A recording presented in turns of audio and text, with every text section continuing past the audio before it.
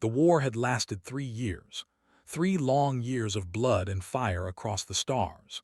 The Galactic Council, a union of 12 ancient species who had ruled the galaxy for thousands of years, had finally called for peace talks. They summoned humanity to the negotiating table at Nexus Prime, the political heart of their civilization. Ambassador stood at the viewport of her ship as it approached the massive orbital station.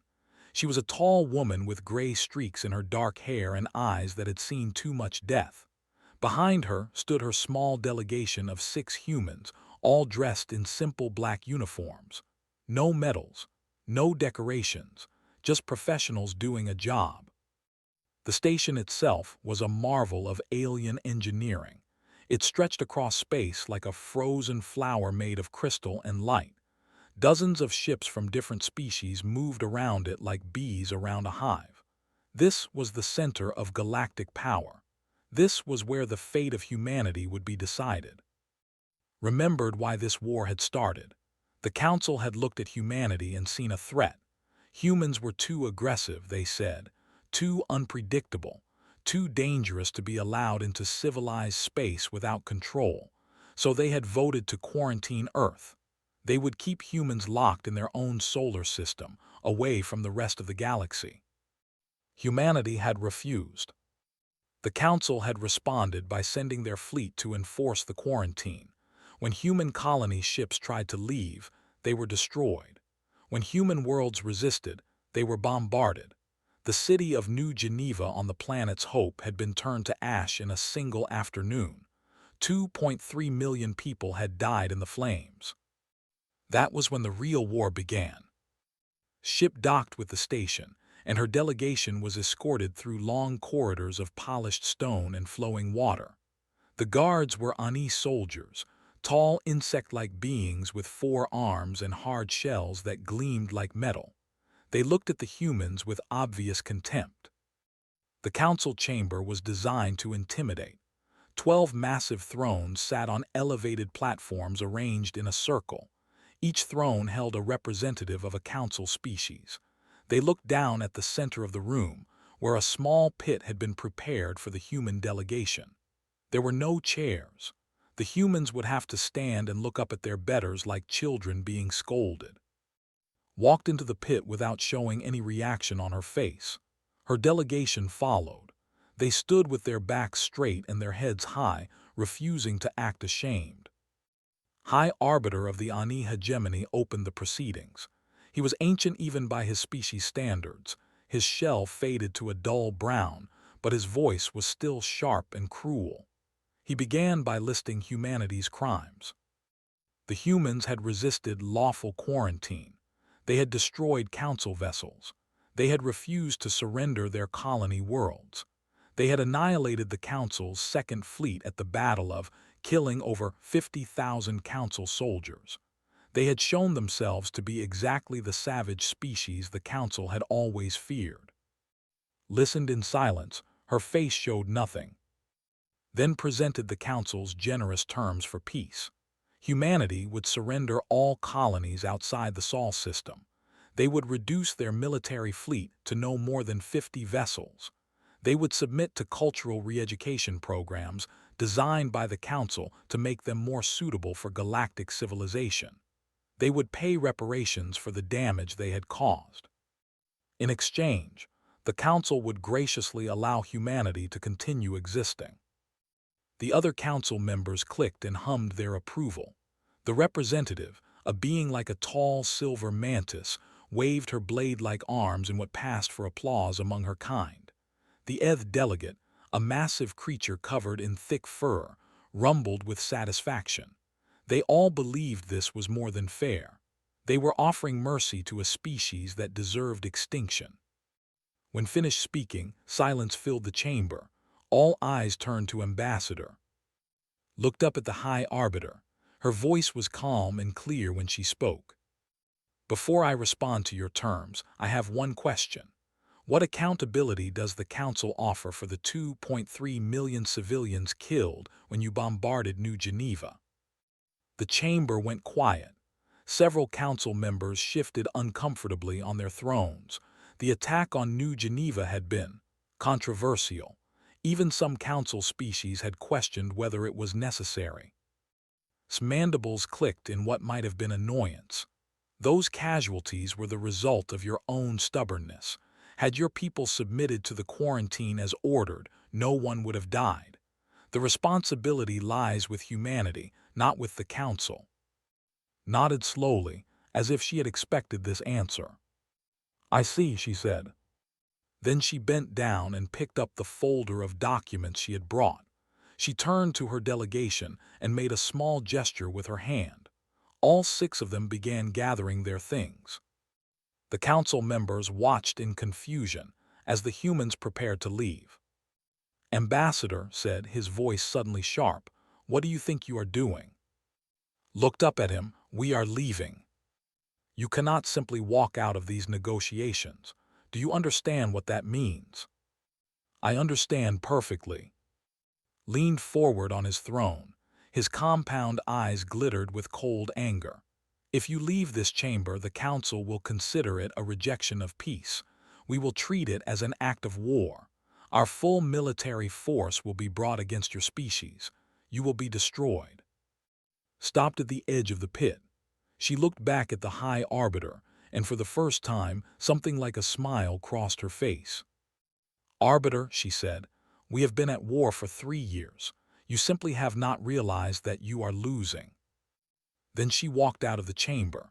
Her delegation followed without looking back. For a long moment, the council sat in stunned silence. Then the delegate let out a barking laugh. Theatrical posturing, he said. The humans are trying to seem strong. They will return within a week, begging for whatever terms we choose to give them. The representative clicked her agreement. Their species lacks patience.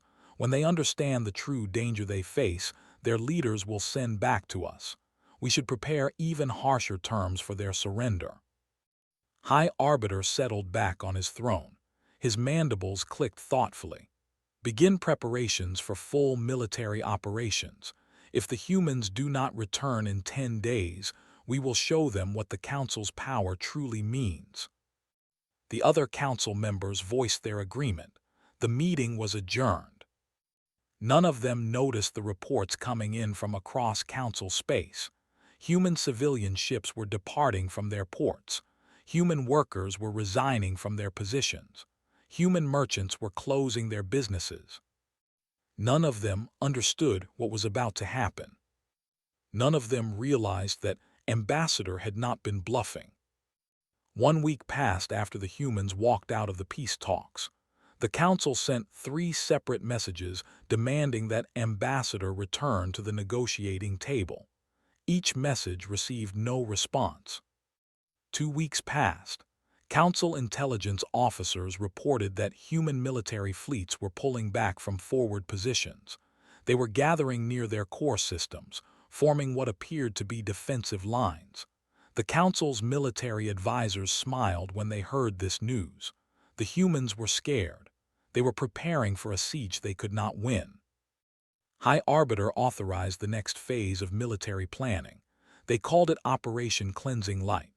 600 warships from 8 different council species would combine into a single massive armada.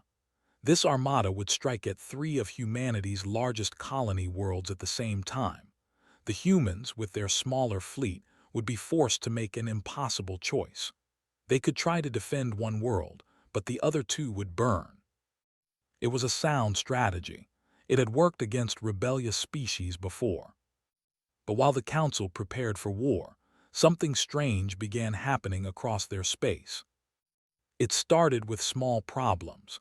An agricultural world reported that their automated harvesting machines had stopped working. The machines used software designed by human engineers 30 years ago. Without human technicians to fix them, the machines sat silent in the fields while crops rotted. A banking hub experienced a catastrophic failure. Decades of financial records simply vanished from their computers. The backup systems failed too. An investigation revealed that the data storage architecture had been designed by a human company. When the human employees left, they had taken their knowledge with them. The ETH military communication network began behaving strangely. Ghost signals appeared on their channels. False orders confused their commanders. Their encryption systems, built using human mathematical frameworks, started failing in ways their own engineers could not understand. At first, the Council dismissed these incidents as coincidence. Then they started to see the pattern. Humans had been living in Council space for 40 years. They had come as traders, teachers, engineers, and doctors. They had been welcomed because they were useful. They worked hard. They solved problems. They made themselves helpful in 1,000 different ways. The Ani shipyards discovered that their repair facilities depended on human-designed diagnostic software. Without it, fixing even simple damage took 3 times as long. 3 council species found that their food distribution networks had been optimized by human logistics experts. These experts had used proprietary systems that only they understood. Now the food sat in warehouses while people went hungry. Medical facilities across a dozen worlds used treatments invented by human researchers. The supply chains for these treatments ran through human-owned companies. Suddenly, the supplies stopped coming. Nobody had noticed how deeply humanity had woven itself into the fabric of galactic civilization. They had not come as conquerors. They had made themselves essential. They had become the thread that held everything together. And now that thread was being pulled out. Across Council space, humans were leaving. They did not flee in panic or fear. They left calmly and methodically. They packed their belongings, said goodbye to their neighbors, and boarded ships heading for human territory. Millions of humans, all moving at once, all following a plan that no one had seen coming. Senior Advisor Aura of the Ani Intelligence Service requested an emergency meeting with High Arbiter. She brought data showing the scale of the problem. Over 2 million humans had already left Council space. Another million were in the process of leaving. By the end of the month, there would be almost none left. "This is coordinated," Aura said. "This is not panic, this is strategy." Studied the data with growing unease. What do they hope to accomplish? Running away changes nothing. Our armada will still destroy their worlds. Perhaps that is what they want us to believe. Aura hesitated. She was about to say something that could end her career. "High Arbiter, I believe we should reconsider our military timetable. Something is wrong here. The humans are not behaving like a defeated enemy." His mandibles clicked sharply. "You suggest we show weakness, that we delay our attack because some workers have left their jobs. I suggest we investigate further before." "Enough," stood from his throne. "The humans are desperate. They are removing their civilians because they know what is coming. They know their colony worlds will burn and they are trying to save who they can. This changes nothing." Aura lowered her head in submission. "As you command, High Arbiter." But as she left the chamber, she could not shake the feeling that they were missing something important. Operation Cleansing Light continued on schedule. 600 warships gathered at the staging point near the Nexus system. Crews were given final briefings. Weapons were charged. Coordinates were programmed. Admiral of the Star Navy took command of the combined armada. She was a veteran of dozens of campaigns, a warrior who had never known defeat. Her long silver form moved through the corridors of her flagship with the confidence of absolute power. The day before departure, reviewed the latest intelligence reports. Human defensive positions were exactly where they were expected to be. The human fleet remained near their core worlds, spread thin trying to protect everything at once. The attack would be devastating. Only one detail troubled her. Human communication traffic had dropped to almost nothing. Where there had once been thousands of signals crossing space every hour, now there was only silence. Her intelligence officer suggested that the humans had switched to some form of secure communication that Council sensors could not detect. Accepted this explanation. What else could it be? On the morning of the attack, 600 warships jumped into hyperspace. They emerged at their targets 12 hours later, weapons ready, crews eager for victory. Admiral's portion of the fleet arrived at Hope, the world where New Geneva had once stood. This was humanity's second-largest colony. Destroying it would be fitting revenge for the Council's losses. Her sensors swept the system and found nothing. No defensive fleet, no orbital platforms. The colony showed minimal life signs. Perhaps a few thousand people remained. Everyone else was gone. Felt the first cold touch of fear. She ordered long-range scans of the other target systems. The reports came back the same: empty, abandoned, evacuated. Billions of humans had vanished. Where had they gone? How had they moved so many people without anyone noticing? Admiral, her navigator called out. There is something wrong with the hyperspace lanes. Turned, explain. I am detecting unusual interference in the return routes. It is affecting all standard paths back to Council space. The Admiral ordered a probe ship to jump back to the staging point. The small vessel entered hyperspace. It never came out. Reports flooded in from across the Armada. The hyperspace lanes were blocked. Something was disrupting them in ways that should not have been possible. The technology required to do this did not exist. Except apparently it did, and the humans had built it. 600 Council warships had sailed into human space, expecting an easy victory. They were trapped. And somewhere out in the darkness between stars, the human fleet was waiting for them.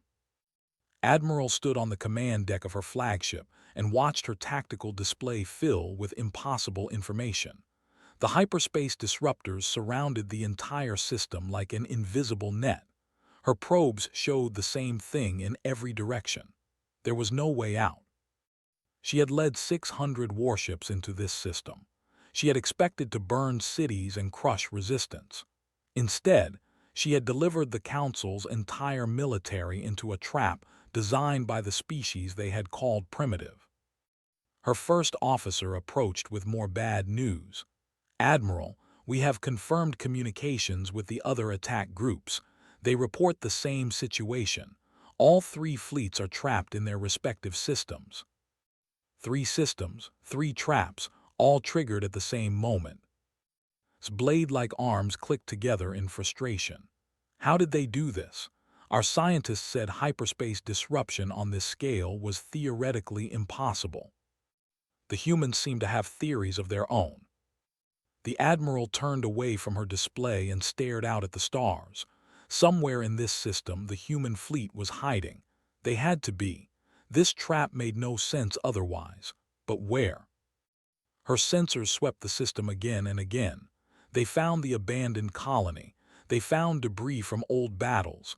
They found asteroids and dust and empty space. No ships, no weapons platforms, nothing that looked like a threat. Perhaps they intend to starve us out, her tactical officer suggested. Our supplies will last 3 months. They may believe that is enough time to force surrender. Considered this. It was possible. Humans were known for patience when they wanted something badly enough. But something about this plan felt wrong. If the humans only wanted to trap them, why evacuate the colony? Why leave it empty? The answer came 4 hours later. A sensor officer shouted a warning. Contact signatures were appearing all across the system. Ships were emerging from the asteroid fields in the outer reaches, from behind moons, from orbits that had been carefully calculated to avoid detection. 400 human warships revealed themselves in a single terrifying moment. They had been there all along, waiting in the dark, watching the Council Armada stumble into position. Understood now. The humans had not spread their fleet thin trying to defend 3 worlds. They had consolidated everything here. They had let the Council think their targets were vulnerable. They had used their own colonies as bait. And the Council had taken it. All ships battle formation, ordered. Her voice did not shake even though her hearts were racing. We still outnumber them. 600 against 400, those odds favor us. Her captains responded with acknowledgments. The massive armada began to shift into position. Council doctrine called for a defensive sphere, each species supporting the others, presenting a united front that no enemy could break. The humans did not give them time to complete the maneuver. Their fleet split into dozens of smaller groups that struck from every direction at once. They did not fight like any enemy had faced before. Council species followed doctrines developed over centuries. Their tactics were refined and predictable. Everyone knew how a fleet would attack. Everyone knew how to counter any defensive patterns. But humans had no doctrine. They improvised. They adapted. They did things that made no tactical sense until suddenly they worked brilliantly. A wing of human destroyers dove straight into a debris field from a previous battle. Any rational commander would have avoided such a dangerous path. The council ships pursuing them slowed, unwilling to risk collision with tumbling wreckage. The human ships flew through without hesitation, emerged behind the council formation, and destroyed a supply vessel before anyone could react. Another group of human ships targeted the Eth dreadnoughts, the most heavily armored vessels in the council armada. Instead of trying to break through their shields with energy weapons, the humans launched kinetic slugs, simple metal projectiles fired at incredible speeds. The Eth shields were designed to absorb energy. They shattered under physical impact. Watch the Eth dreadnought break apart, its hull torn open by weapons that should have been obsolete 1,000 years ago. "They are insane," her tactical officer whispered. "They are completely insane." Perhaps they were, but they were winning. The battle raged across the system.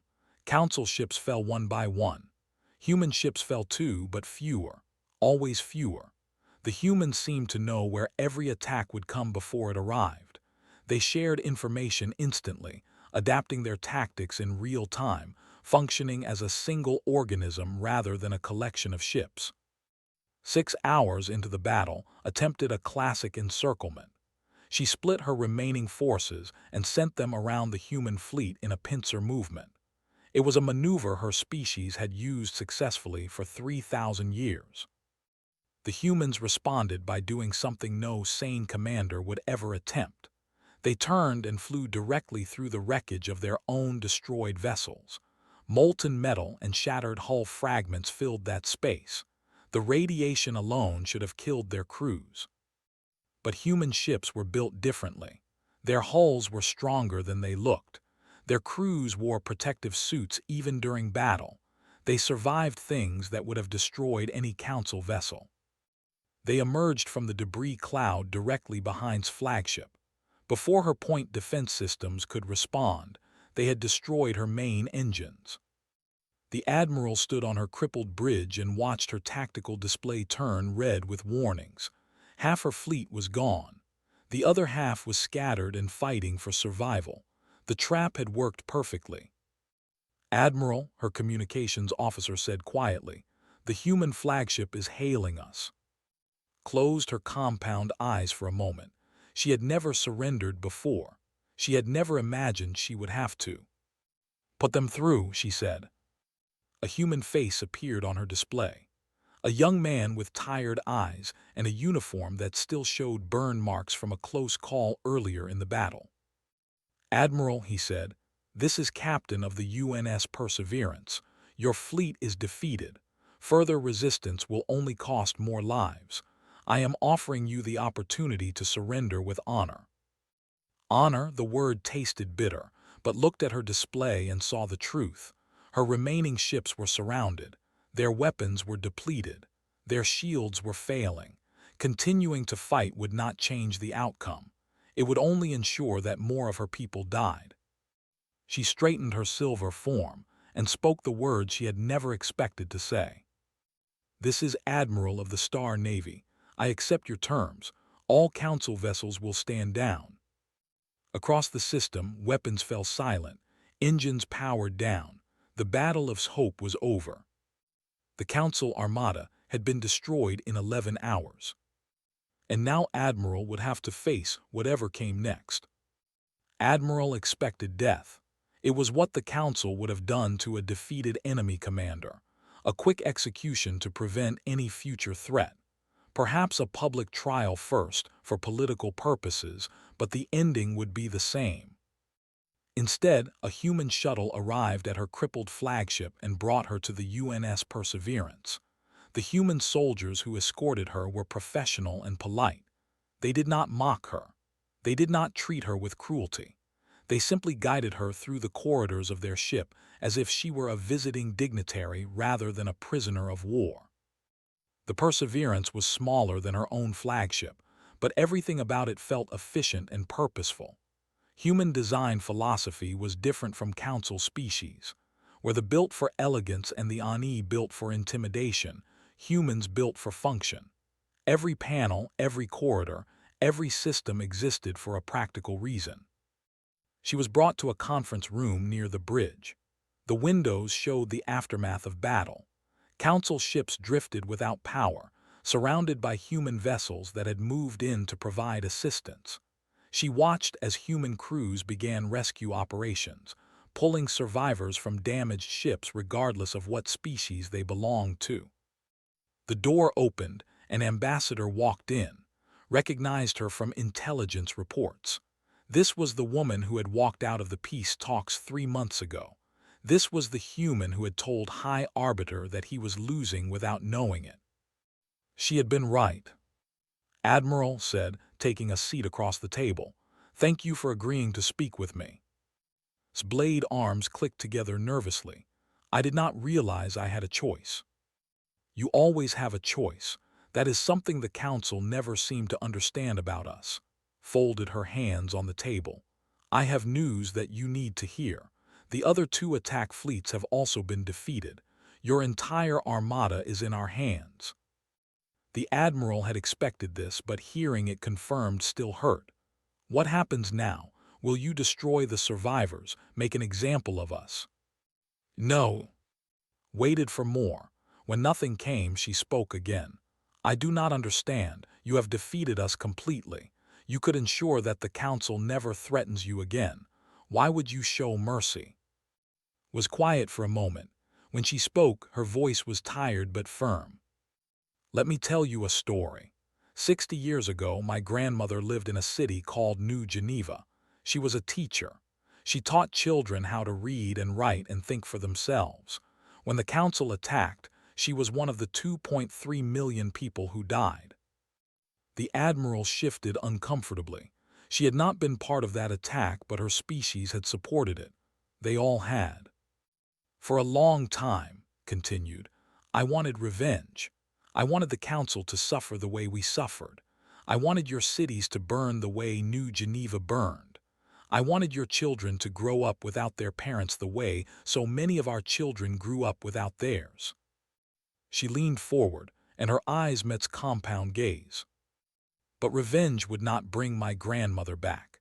It would not rebuild New Geneva. It would only ensure that this war never ends. Your children would grow up hating us. Our children would grow up hating you. 1,000 years from now, our descendants would still be killing each other over something that started before they were born." "That is the way of the galaxy," said. "The strong destroy the weak. It has always been so." "It does not have to be."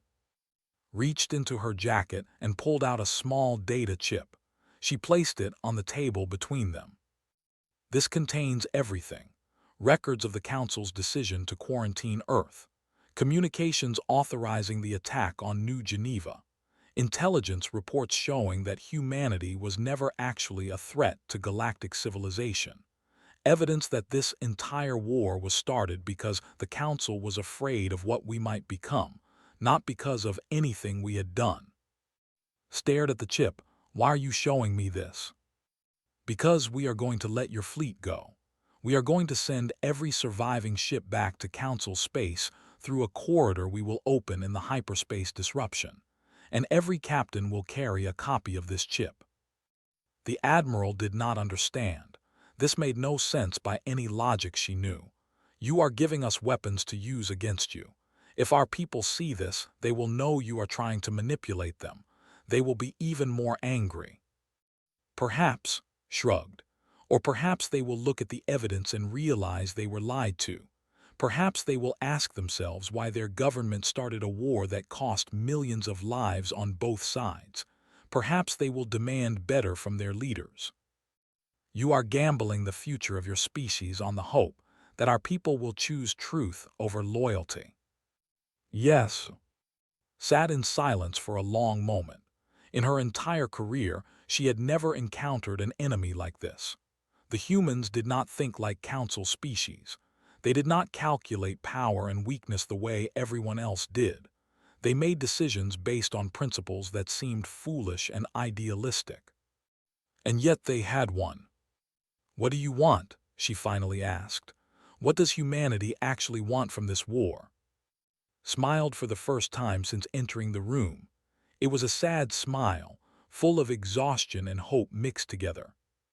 "We want what we asked for at the peace talks, a seat at the table as equals, the right to live and grow and explore without being quarantined like a disease, and an acknowledgement that what happened to New Geneva was wrong.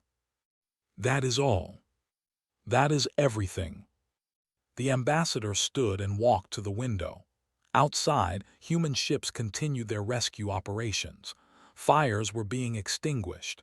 Wounded were being treated. The dead were being recovered with respect. "Admiral, I am not naive. I know that many in the Council will see this mercy as weakness. I know that some will try to use the time we have given them to rebuild their forces and attack us again. But I also know that wars end eventually. They always do. The question is what kind of peace follows." She turned back to face. "We can have a peace built on conquest and resentment, where one side dominates the other until the next war begins. Or we can have a peace built on understanding, where both sides acknowledge their mistakes and choose to do better. I am betting that your people, when they learn the truth, will choose the second option." Thought about her own people. She thought about the citizens who had cheered when the war began, who had believed their leaders when they said humans were a threat that needed to be destroyed. Would they change their minds when they saw the evidence? Would they care? She did not know, but she realized that she wanted to find out. "When will we be released?" she asked. "Within the week. We need time to process prisoners and repair the most badly damaged ships. No one will be held against their will any longer than necessary." The admiral stood. Her silver form towered over the human ambassador, but she no longer felt powerful. She felt humbled in a way she had never experienced before. "Ambassador," she said, "I hope your gamble pays off, for both our sakes." "So do I, Admiral, so do I." The surviving council ships returned home carrying the truth. Every captain had a copy of the data chip. Every crew member had stories to tell about what they had seen. They spoke of human ships rescuing council survivors. They spoke of human doctors treating wounded enemies. They spoke of mercy they had never expected and could not explain. The political fallout was immediate and devastating. The data was released to the public within days of the fleet's return. Citizens who had supported the war discovered that their government had lied to them. The attack on New Geneva had not been a response to human aggression. It had been a deliberate attempt to destroy a species that the Council feared might one day become their equal. Protests erupted in the crystal cities of Prime. For the first time in 8 centuries, ordinary took to the streets demanding answers from their leaders. The matriarchy tried to suppress the unrest, but the truth had spread too far to be contained. The Ani hegemony faced similar problems. 3 provincial governors publicly denounced High Arbiter and called for his removal from power. Military officers who had survived the battle spoke openly about how they had been outmaneuvered and outfought by an enemy their leaders had called primitive.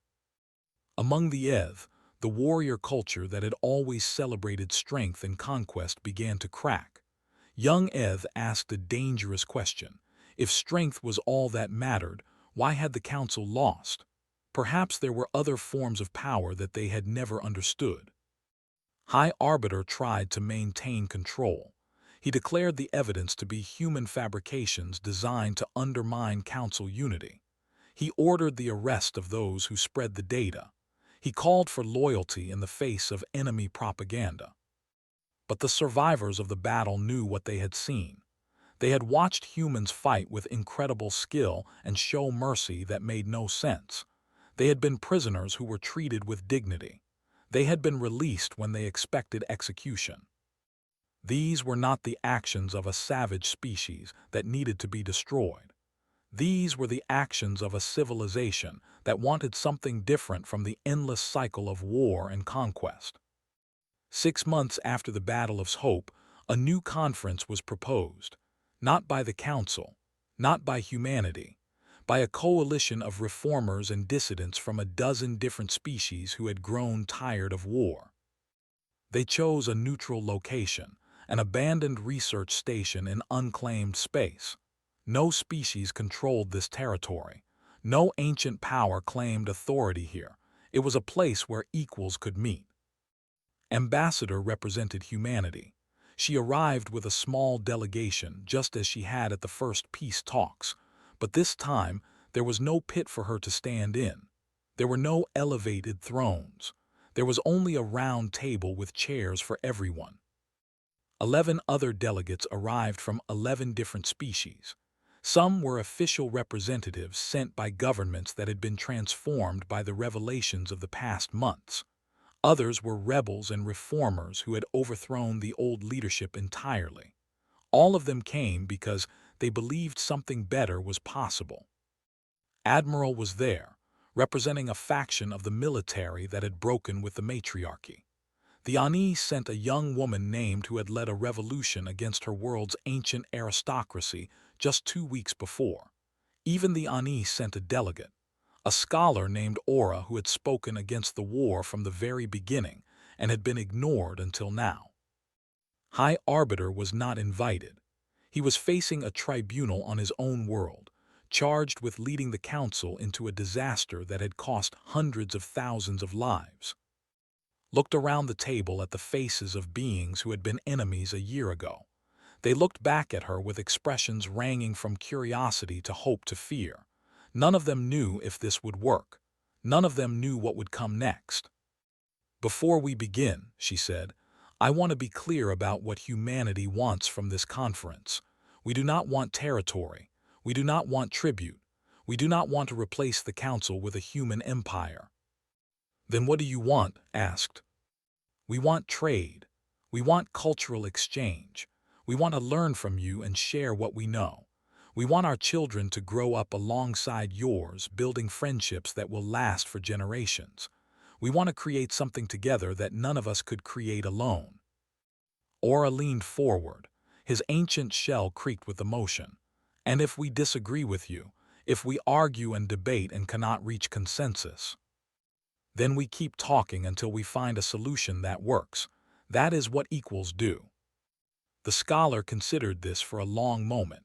Then he spoke words that surprised everyone in the room. The old council believed your species was too aggressive for civilization. They were right about the aggression. Your people fight with a ferocity that is terrifying to witness. But they were wrong about what that aggression means. He paused, and his compound eyes seemed to soften. You are aggressive in your hope. You refuse to accept that peace is impossible. You fight for a better future with the same intensity that other species fight for power. It is unsettling. It is strange. And perhaps it is exactly what this galaxy has needed for a very long time. Felt tears threatening at the corners of her eyes. She pushed them back. There would be time for emotion later. Now was the time for work. Then let us get started, she said. We have a galaxy to rebuild. The conference lasted 3 weeks. There were arguments. There were disagreements. There were moments when it seemed like everything would fall apart, but no one walked away from the table. No one gave up. When it ended, they had the framework for something new. Not a council that ruled through fear. Not an empire that conquered through strength. an assembly where every species had a voice, a forum where disputes could be resolved through negotiation rather than war, a partnership built on mutual respect. It would not be easy. Old hatreds did not disappear overnight. Some species would resist the changes. Some would try to return to the old ways. The path ahead would be long and difficult. But as Ambassador stood at the viewport of the station and watched ships from a dozen worlds departing in peace, she allowed herself to feel something she had not felt in years. Hope. Her grandmother would have been proud. Outside, the stars burned with ancient light. Somewhere among them, new relationships were forming. Former enemies were becoming partners. Children who had grown up in war were beginning to imagine a future without it. Humanity had not conquered the galaxy. They had done something harder. They had convinced the galaxy that conquest was not the only option. And in doing so, they had changed everything. The assembly would meet again in 6 months. There would be more work to do, more problems to solve, more challenges to face. But for the first time in 3 years, the future looked bright. The war was over. The real work was just beginning.